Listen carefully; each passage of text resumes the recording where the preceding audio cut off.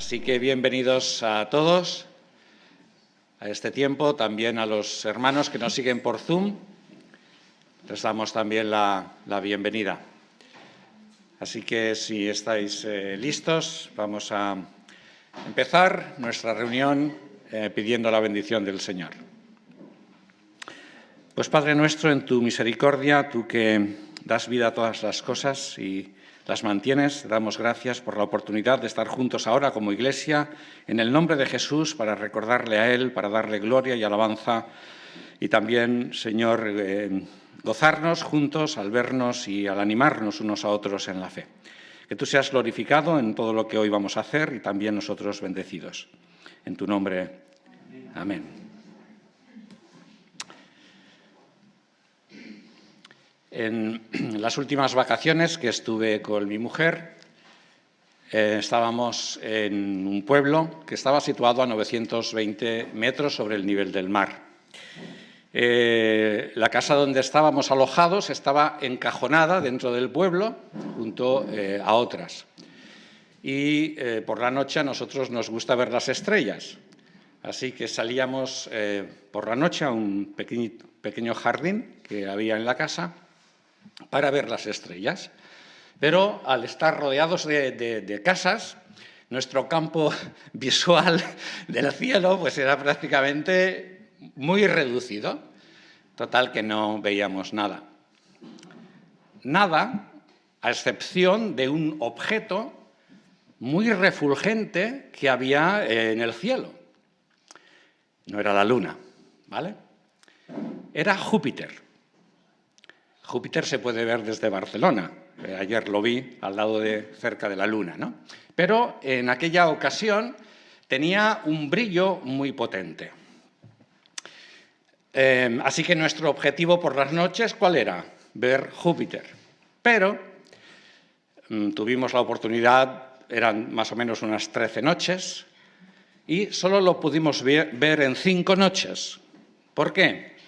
Porque las otras había nubes o había niebla y no nos dejaba ver Júpiter. Pero no solamente pudimos ver Júpiter, sino que vimos algo más. Vimos las lunas de Júpiter. No sé si has visto las lunas de Júpiter. Con la ayuda de unos prismáticos, obviamente, ¿no? Eran unos puntitos que aparecían al lado de Júpiter, ¿vale?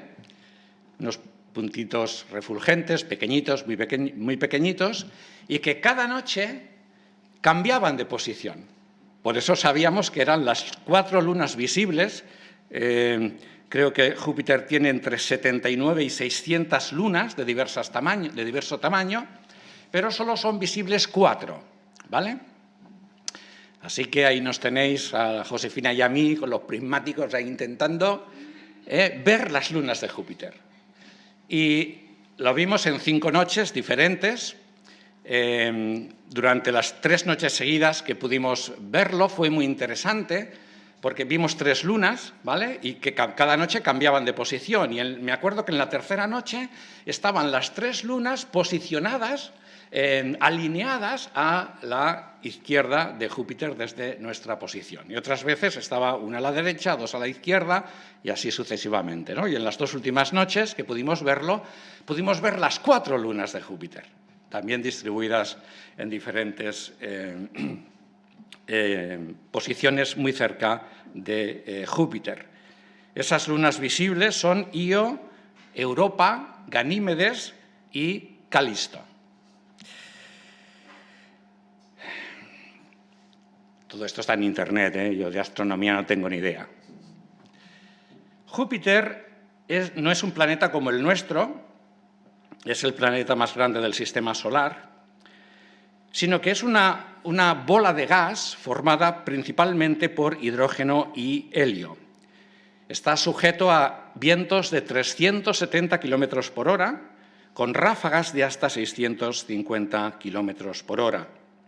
Y otro dato curioso que es en la atmósfera externa, las temperaturas medias rondan los 152 grados centígrados. Sería del todo imposible que existiera la vida humana en Júpiter. Y este es el gran dilema que la ciencia y bueno, los seres humanos tenemos, ¿no? No hay en el universo, en lo poco que se conoce, porque se conoce poco en relación a lo grande que es el universo, no hay ningún otro planeta en el universo preparado él con todo el diseño para permitir precisamente la existencia de vida humana. No solamente la existencia, sino la supervivencia de la raza humana. Y eso que, como digo, la Tierra es una mota de polvo en medio del inmenso universo. Y la gran pregunta existencial que todos tenemos, y también, por supuesto, los científicos, es ¿qué hacemos los seres humanos en un planeta perdido en el universo, ¿verdad? Este es el gran misterio de la vida humana que ningún científico ha podido resolver hasta la fecha y las respuestas que dan, pues las conocéis perfectamente. Somos el resultado de accidentes y casualidades evolutivas que nos han hecho aparecer aquí, en este planeta, para vivir sobre el mismo. Vivir unos mejor que otros, ¿no? Depende de las circunstancias, depende del país donde te haya tocado vivir, ¿no? Y bueno, ¿qué es la vida? La vida es existir y morir. Y en este sentido, planteado desde este punto de vista, pues bueno, ¿realmente importa lo que hagas en la vida? Sea bueno, sea malo, ¿qué más da, no? Porque al final, tarde o temprano, ya puedes hacer lo mejor o puedes hacer lo peor, que al final desapareces, ¿no? Y ya está. En cierto sentido, pues nuestra vida, ¿no? Si no hay un propósito concreto, pues no es mucho mejor que la vida de las cucarachas, y perdón por la comparación. A lo mejor en su oscura sociedad cucarachil hasta viven mucho más felices que nosotros. Porque lo que es la especie humana, bueno, ¿qué os voy a contar? Vosotros lo sabéis, ¿no? Que por mucha evolución y progreso que hayamos conseguido, seguimos fastidiándonos los unos a los otros todo lo que podemos, a todos los niveles. Desde la familia hasta la comunidad vecinal, en el trabajo, en el autobús, en el metro y ya, no digamos, a nivel general, ¿no? Y a pesar, como digo, de tanto avance, parece, tal como están yendo las cosas, que estamos destinados a la desaparición como especie, ¿no? Porque ahora incluso tenemos la capacidad nuclear suficiente para mandar todo a la porra, permitidme la expresión, ¿no? Y curiosamente, la vida humana está caracterizada por la maldad, por la guerra, por la violencia, por la corrupción, por la mentira, que la tenemos incrustada en los niveles básicos de la vida. Así, esa es la vida humana, ¿no? Y esta es la gran pregunta. ¿Qué hacemos en este planeta Tierra perdido en el universo? Y la segunda cuestión que esta reflexión que estamos haciendo desde el principio nos lleva es que existe la posibilidad de que no estemos solos en el universo, ¿vale? Y que de la misma manera que nosotros estamos ahí investigando por si hay vida por ahí y mandamos artilugios, ¿verdad?, para saber si hay algo más por ahí, si hay alguien más por ahí, ¿no? Nos preguntamos, bueno, ¿es posible que otros desde allí también tengan el mismo interés de conocernos a nosotros, de saber lo que pasa en esa albóndiga volante, como digo yo, que es el planeta Tierra por ahí en el espacio, ¿no? Darnos a conocer y descubrirles a ellos si existen. Así que tenemos planteadas en esta mañana, fíjate, no sé si habías venido con esta idea de plantearte estas dos preguntas hoy en esta mañana o quizás estabas pensando en otra cosa. Estas dos preguntas que tienen que ver con la vida humana, la vida inteligente, o especialmente la nuestra, es la que nos importa, ¿no? Y realmente es un misterio, un misterio. Pues mira por dónde la Biblia responde a estas dos preguntas, no solo afrontando directamente el misterio de la vida en todas sus facetas y realidades, sino que además responde a la segunda pregunta de si hay otros seres por ahí que nos miran y observan a nosotros. Y ambos temas están relacionados con una sola palabra. A ver quién de aquí me dice qué palabra es. Os he despistado ya desde el principio. Bueno, ahí llegaremos, David. A ver. Si me veis aquí subido, ¿qué tema os estoy dando? ¡La piedad! La piedad es la respuesta. Esa es la respuesta. Fíjate, os he dejado ahora sí que cao. Pues hoy vamos a ver el último texto de nuestro tema de la piedad. Es un texto impresionante. Y con este texto de hoy vamos a concluir el estudio de esta palabra que hemos estado investigando durante todo este tiempo en el Nuevo Testamento. Pero es un texto impresionante y responde a nuestras dos preguntas del principio. Primera carta a Timoteo, capítulo 3, versículo 16.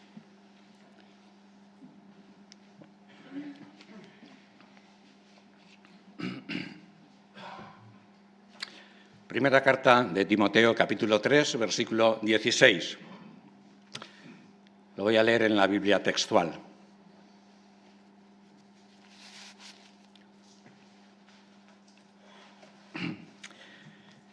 Y por confesión es la mía, y por confesión unánime, grande es el misterio de la piedad. Grande es el misterio de la piedad. ¿Cuál es ese misterio de la piedad? Él fue manifestado en carne, fue justificado en espíritu, fue visto por los ángeles, David tenía razón, fue proclamado entre los gentiles, fue creído en el mundo, fue recibido en gloria. Él.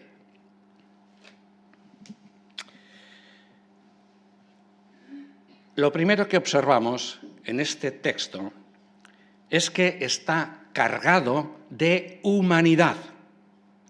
Humanidad. El apóstol Pablo está hablando acerca de un ser humano, puesto que usa la palabra carne, que en la Biblia, entre otras cosas, significa precisamente este concepto. O sea que el apóstol Pablo aquí está hablando de una persona humana, ¿verdad?, de carne y hueso, y es desde esa condición totalmente humana donde se producen sobre él, sobre este ser, las 5 acciones que hemos leído. Este ser humano fue justificado por el Espíritu Santo. Este ser humano fue visto de los ángeles. Este ser humano fue proclamado en el mundo no judío. Este ser humano ha sido creído en el mundo entero. Este ser humano fue recibido en gloria, es decir, en el cielo, en la dimensión espiritual, en la dimensión celestial que existe paralela a la vida humana. ¿De qué ser humano se trata? ¿Qué persona humana ha sido tratada de esta manera? Supongo que todos los cristianos, como dice el texto textual, la Biblia textual, responderíamos inmediatamente con un nombre, ¿no? ¿De qué persona se trata? Bueno, menos mal. Ahora sí. Jesucristo. Se trata de Jesucristo, carne y sangre, hombre. La respuesta sería correcta. Pero en nuestro texto de esta mañana no lo dice. No dice eso. No lo dice explícitamente. Supongo que todos tenemos, o la mayoría tenemos la versión Reina Valera del 60, ¿no? Y pone directamente que Dios fue manifestado en carne, ¿vale? Realmente el original no lo dice. El original dice, como he leído en la textual, Él fue manifestado en carne, ¿vale? Entonces tenemos que averiguar realmente, por esta ambigüedad, permitidme la expresión, ¿quién es este Él? ¿Vale? Para ello, obviamente, hemos de ir al contexto, ¿no? Lo que el apóstol Pablo ha estado tratando en los versículos anteriores, ¿no? Y el versículo anterior es el versículo 15, que a la vez es la conclusión de todo el argumento que Pablo ha estado explicando a Timoteo, especialmente en cómo debe tratar temas prácticos precisamente de la vida de la Iglesia, ¿no? En este caso era la Iglesia de Éfeso, él estaba en Éfeso, era pastor de la Iglesia de Éfeso, y Pablo le da algunas instrucciones de prácticas, ¿no? De cómo, pues, administrar la vida congregacional, ¿no? Y al final del versículo 15, como conclusión, dice, precisamente te escribo esto, versículo 15, para que sepas cómo hay que comportarse en la casa de Dios, que es la iglesia del Dios vivo, columna y baluarte de la verdad. Y no se está refiriendo a un edificio, se está refiriendo precisamente a la iglesia, a la congregación, a los creyentes juntos, ¿verdad? Y fíjate que en el versículo 15, a este conjunto de creyentes, es decir, a nosotros mismos, se nos llama casa de Dios y se nos llama iglesia del Dios vivo.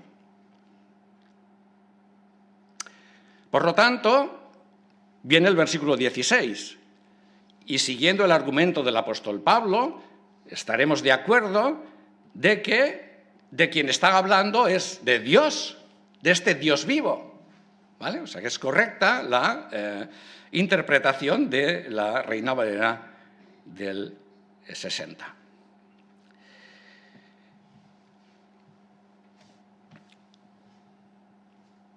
Por confesión unánime, este es el misterio de la piedad. Dios fue manifestado en carne.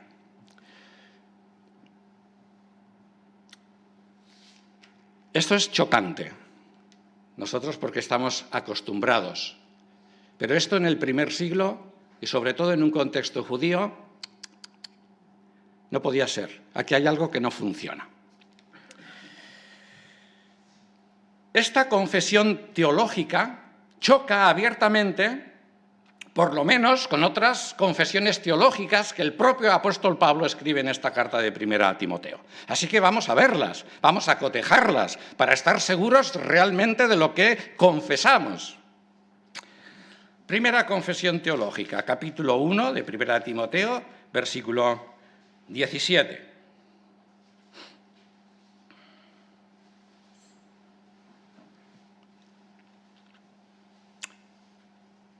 El apóstol Pablo está argumentando acerca de la salvación manifestada a través de Jesucristo. Y dice en el versículo 17, al Rey de los siglos, inmortal, invisible y único Dios, sean honor y gloria por los siglos de los siglos. Amén. el dueño del tiempo.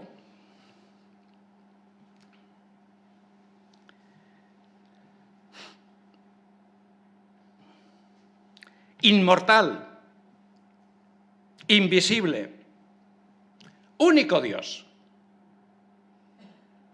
¿Estaríamos de acuerdo? Este es el Dios auténtico, el Dios manifestado en las Escrituras, manifestado al pueblo de Israel, el Dios único y soberano, el Dios inmutable, el Dios inabarcable para el hombre. Esta es una confesión teológica acerca de Dios potente e impresionante y real, ¿no? Vamos a ver la segunda. Primera de Timoteo, capítulo 6, versículos 15 y 16.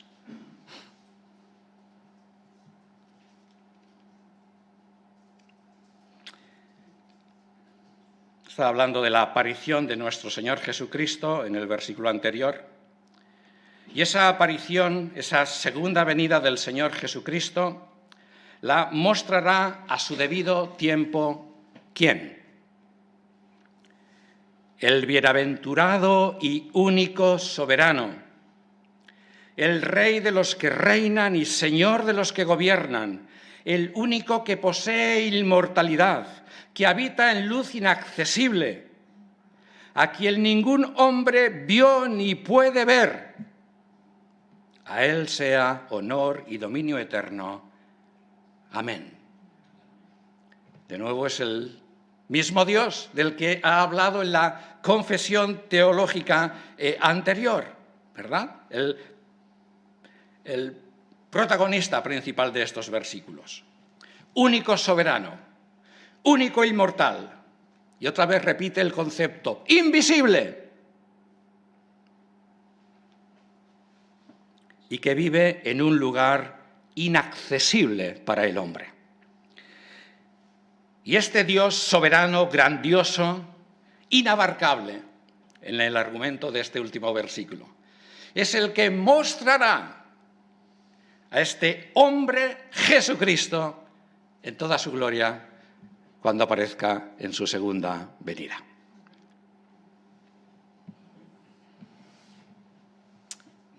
Y es precisamente en medio de estas dos impresionantes confesiones teológicas donde encontramos la que estamos mirando tú y yo en esta mañana, la tercera confesión teológica, capítulo 3 y versículo 16. Y que vista desde esta perspectiva que acabamos de ver, nos deja realmente perplejos, impactados, sin palabras, sin argumentos. Este mismo Dios inabarcable es el que fue manifestado en carne. Es el que se humanó en Cristo hace 2000 años. Y esta es la confesión sin fisuras que une en todo el mundo a los auténticos cristianos desde el origen de la Iglesia. Así que no nos extraña que el apóstol Pablo habla de esta revelación extraordinaria como que es un misterio. No solo un misterio, un gran misterio, tremendo. Hace poco nos explicaba David Burr desde aquí el significado del término misterio en la Biblia, ¿no? Que por regla general tiene la idea no de esconder algo, sino todo lo contrario, de revelarlo, de manifestarlo, de darlo a conocer, ¿no? Misterio en la Escritura y en este versículo tiene la idea de revelar, de dar a conocer algo que antes de revelarlo, ciertamente estaba velado o no se sabía, ¿no?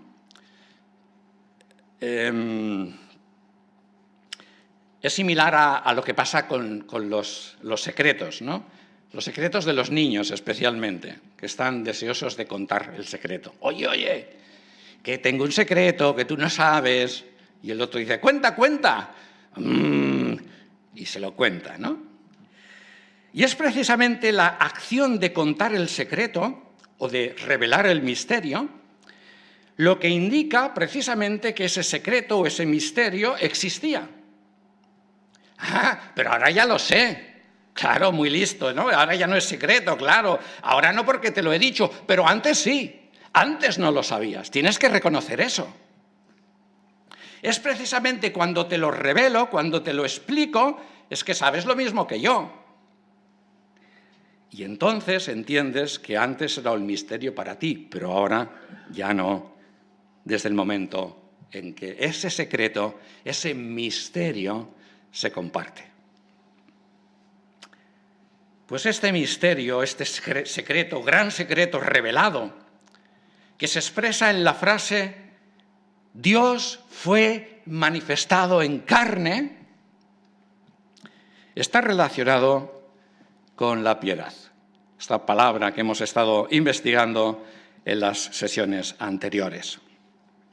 Si os acordáis, en las conclusiones que sacábamos cuando estudiábamos esta palabra en los diferentes contextos que la usa el apóstol Pablo y el apóstol Pedro también, es que la piedad está ligada íntimamente al origen y al desarrollo de la vida humana.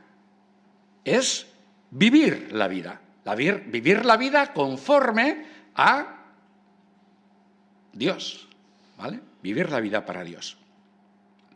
Pero también descubrimos que la piedad estaba relacionada con la vida eterna, no sé si os acordáis. La vida eterna es la vida de Dios. Y lejos de ser la piedad una vida meramente contemplativa, ¿no? Como especialmente el catolicismo romano ha manifestado, ¿no? Y hay que meterse en un monasterio. No, no, no. La vida hay que vivirla. La vida hay que desarrollarla. Hay que desarrollar todas las capacidades humanas que tenemos para vivir la vida, porque la vida vale la pena vivirla. Tenemos un propósito en la vida. No estamos aquí por casualidad. No, no, hay un propósito. Y sobre todo lo vemos reflejado en la vida de ¿quién? En la vida de Jesús, Dios hecho hombre.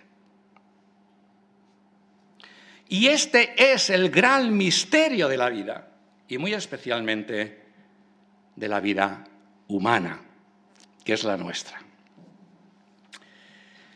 Y aquí tendríamos bosquejada la respuesta a nuestra primera pregunta que nos hemos planteado al principio de este mensaje, ¿no? ¿Qué hacemos los seres humanos en un planeta extraordinario porque no hay otro como él fuera de aquí? Aparentemente perdido en medio del inmenso universo. Y la respuesta a esta pregunta es: el planeta Tierra y todo lo demás, porque estamos en medio de un conjunto, ¿vale? El planeta Tierra fue creado, pero el planeta Tierra en especial, creado y preparado en medio del universo para que exista la vida humana, no otro tipo de vida, ¿no? Aunque hay la vida animal, vegetal, etcétera, etcétera, pero estamos hablando de la vida humana. Y ahí permitir la revelación del misterio de la vida o de la piedad, que es poner de manifiesto que existe la vida eterna. Es decir, que Dios mismo fue manifestado en carne, que Dios mismo se humanó en la persona de Jesús. Salvando las distancias, algo así parecido a ese programa de televisión que se llama El jefe infiltrado. Hemos tenido al creador infiltrado aquí, hermanos. Hace 2000 años estuvo aquí el creador infiltrado, Jesús hombre. Esta es la causa por la que fue creada la tierra. Esta es la causa por la que existimos los seres humanos. Y este es el motivo por el que la Biblia dice que el ser humano ha sido hecho a imagen de Dios. Ahora lo entendemos. A imagen de Dios. Con capacidad de relación con otros, con capacidad de comunicación y diálogo entre nosotros. Somos seres inteligentes y también con capacidad de relación con Él, con este Dios. Y lo vemos en Jesús, Dios mismo hecho hombre. Todos y cada uno de nosotros somos únicos en el universo, somos irreemplazables. No hay dos personas iguales, millones y millones de personas únicas, con un potencial y un valor personal increíbles. Todo lo que cada uno de nosotros somos capaces de hacer y de aportar para otros y como creyentes para Dios. Y solo en la persona de Jesús, Dios hecho hombre, podemos ver la capacidad de un ser humano perfecto, que es Jesús. Tal fue el diseño original de Dios. Así que la respuesta a la pregunta del qué hace el género humano sobre la tierra es la de permitir precisamente la revelación de ese Dios inmutable, inabarcable, inalcanzable, invisible. Revelarlo en un ser humano, en la tierra, la persona de Jesús. Dios fue manifestado en carne. Pero si el ser humano ha sido diseñado con este alto valor por Dios, ¿verdad? Y mostrar el valor que tiene la vida humana, ¿cómo es posible que, como decíamos al principio, observamos que a pesar de las grandes capacidades que tiene el hombre, de lo que el ser humano es capaz de realizar, ¿no? Y lo podemos ver perfectamente por ejemplo, en un móvil, ¿no? Que ahí, ¿no? todo lo que un móvil nos ayuda, ¿no? ¿Eso quién lo ha hecho? Eso ha sido la inventiva del hombre, ¿vale? O sea, el hombre es capaz de realizar cosas extraordinarias, ¿no? Pero ¿cómo es posible que a pesar del desarrollo y progreso de esa vida, no hayamos podido erradicar la maldad, la avaricia, la mentira, el orgullo, la violencia? ¿Por qué el ser humano, teniendo unas capacidades extraordinarias, es tan incongruente luego en la realidad? Y parece que estemos realmente destinados a fastidiarlo todo. Pues la respuesta a esta pregunta nos la sigue dando la revelación de la piedad. Este Dios manifestado en carne. Y vamos a ver muy rápidamente, lo vamos a ver en otra confesión teológica que también tenemos aquí en esta primera carta a Timoteo. Vamos a ir al capítulo 2, versículos 5 y 6.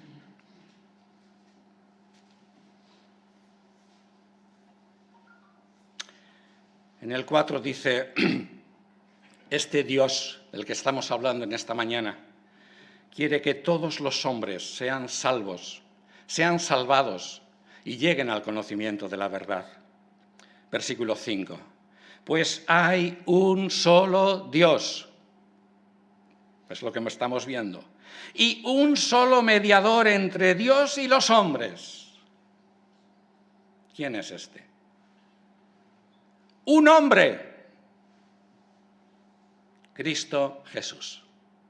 Un hombre especial, perfecto, el diseño original de Dios, Jesucristo, el cual se dio a sí mismo en rescate por todos, cuyo testimonio fue dado a sus propios tiempos. Jesucristo se dio a sí mismo en la cruz, ¿vale? Porque es una referencia a la cruz, a la salvación en rescate por todos. Este es el gran problema humano, que pese a las grandes capacidades que tenemos, vivimos en la impiedad, que es lo contrario de la piedad. Nuestra vida se caracteriza por la impiedad. Y a causa de nuestra maldad estamos muertos espiritualmente y morimos físicamente. Necesitamos ser rescatados, necesitamos ser restaurados. ¿Con qué vida? Con la vida de Dios, la vida de la piedad, la vida del auténtico hombre, que es la vida de Jesucristo. Y esa obra de restauración empieza por una restauración espiritual. En la obra de restauración espiritual que hizo Jesucristo en la cruz, se entregó precisamente para salvarnos de esa condición. Jesucristo, hombre, nos sustituye y responde delante de Dios en nuestro lugar. Porque lo que hace Jesús muriendo en nuestro lugar es asumir la responsabilidad humana, haciendo justicia y llevando el castigo de nuestra maldad sobre Él. Por eso solamente cuando nosotros nos entregamos a Cristo como nuestro libertador y salvador, somos restaurados por el Espíritu Santo y decimos sí a la vida eterna, para poder vivir a partir de entonces en la piedad de Jesús, hombre. Por eso la muerte y resurrección de Jesús fue justificada, fue avalada por el Espíritu Santo. Es la única muerte que está avalada por el Espíritu Santo, su muerte y su resurrección. Y fue Jesús visto por los ángeles. Y su nombre ha sido y es proclamado en el mundo y ha llegado hasta nosotros. Y está viviendo este hombre, Jesús, resucitado, en la dimensión celestial o espiritual, desde la cual un día va a volver para instaurar una nueva creación. Una nueva creación que ya ha empezado con aquellos que creen en Él como Salvador. Este es el propósito de la vida humana. Un propósito glorioso, un propósito de bendición y de restauración, no solamente para ti, sino para todos, porque esto es para todos.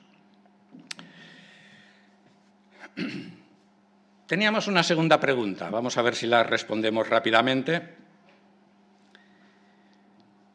Y es si hay otro tipo de vida no humana, de inteligencia superior. Es curioso que siempre pensemos en inteligencia superior a nosotros, ¿no? ¿Y por qué no inferior, en otros mundos, ¿no?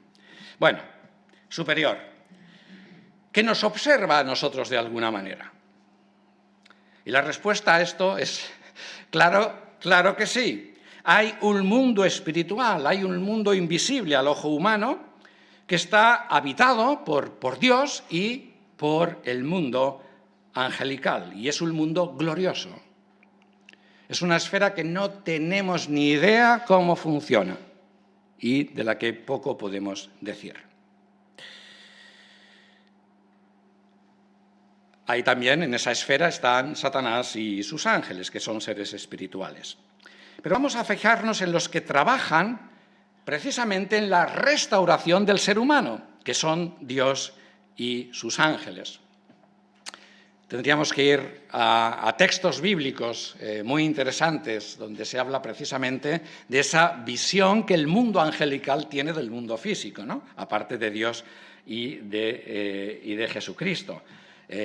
Podemos pensar en el momento del nacimiento del Señor Jesucristo, en la vida del Señor, ¿no? Cómo fue acompañada por ángeles, y especialmente en el tiempo de su nacimiento. Lo volveremos a recordar, si Dios quiere, el Navidad, ¿no? Pero un solo texto, ya que estamos en 1 de Timoteo, y como lo tenemos aquí, vamos a verlo simplemente a modo de ilustración. 1 de Timoteo, capítulo 5 y versículo 21.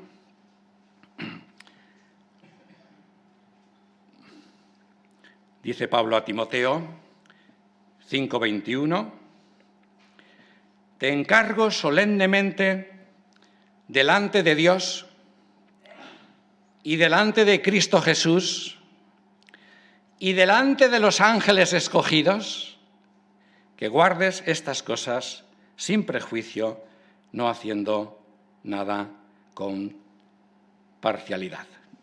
Así que hay,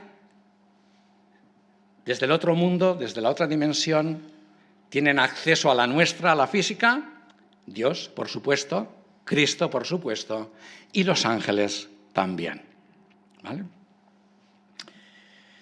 Pero ya que estoy, permitidme que me alargue 3 minutos más. Quisiera aprovechar para responder una cuestión que se me hizo un domingo acerca de que si es posible que haya vida en otro lugar del universo. Es decir, aparte de los ángeles, de acuerdo, del mundo espiritual, sí, ¿por qué no? Dios pudo hacer otros seres en alguna parte del universo, ¿no? Y para contestar esta hipótesis, se me ocurren 3 respuestas. La primera, si pensamos en esta hipótesis, tendríamos que llegar a la conclusión de que estos seres hipotéticos han sido creados por Dios, obviamente, porque si Dios no crea, no hay vida.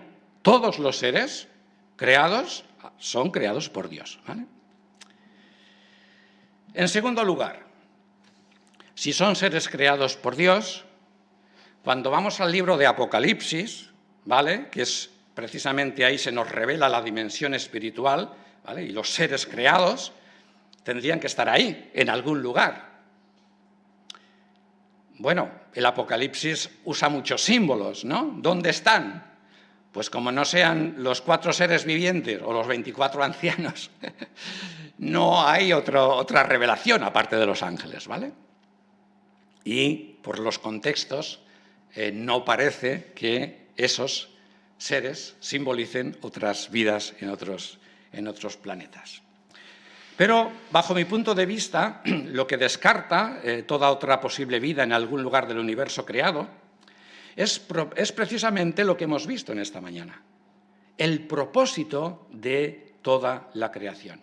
Y el propósito de toda la creación no es otro que revelar el misterio de la piedad. Dios fue manifestado en carne humana en la persona de Jesús. Leemos en Efesios capítulo 1 y versículo 10, el propósito de Dios. El propósito de Dios es unir todas las cosas en Cristo. Las que están en los cielos, y ya sabemos que hay vida en los cielos, y las que están en la tierra, unidas en Él, el mundo espiritual y el mundo físico. Y este hecho extraordinario, queridas hermanas y queridos hermanos, solo ha ocurrido aquí y no en ningún otro lugar. Y este hecho grandioso, único y definitivo tiene y tendrá repercusiones eternas. Recordemos que Dios hará cielos nuevos y tierra nueva. Insisto en una cosa que me parece que no la tenemos muy clara. ¿Para quién va a hacer esa tierra nueva? Para los terrestres, los terrícolas, nosotros. Nuestro destino final no es el cielo. Nuestro destino final es una tierra nueva. Una tierra preparada para nosotros. Si Dios preparó una tierra como la nuestra, única en todo el universo, imagínate lo que hará en la segunda venida, ¿vale? Nuestro destino final, definitivo, será en la tierra, en una dimensión donde las 2 dimensiones, espiritual y física, se abrirán, ¿vale? La vida solo se desarrolla en la tierra y en el mundo espiritual. No hay otra tercera forma de vida, ni en Júpiter, ni el más allá. Empezábamos esta investigación con este texto. Ejercítate en la piedad, porque es provechosa para todo, teniendo promesa para la vida presente, la que estamos, y para la vida futura.